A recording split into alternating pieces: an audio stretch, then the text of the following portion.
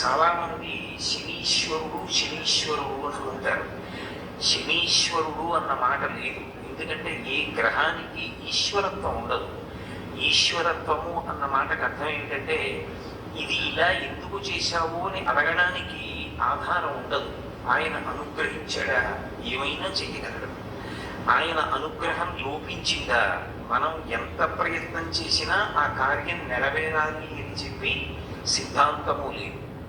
కచ్చినా శాస్త్రి దేవానాం ప్రసాదం పార్థివాత్మజ కచ్చిత్ పురుషకారంచ దైవంచ ప్రతిపంచతే అంటుంది సీతమ్మ.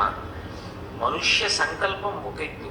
మనుష్య సంకల్పానికి పరమేశ్వరుడి అనుగ్రహం కూడా తోడైతేనే మనం అనుకున్న కార్యాలు సఫలీకృతమవుతాయి. భగవంతుడి యొక్క అనుగ్రహము తోడు కానప్పుడు మన ప్రయత్నం ఎంత చేసినా కూడా అది సఫలీకృతం అవుతుంది అని సిద్ధాంతం చేయడం సాధ్యం కాదు.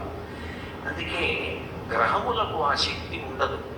గ్రహము ఒక ఫలితాన్ని ఇవ్వవలసి ఉందనుకోండి, భగవంతుడు అలా ఫలితాన్ని ఇవ్వడానికి వీలు లేదు అని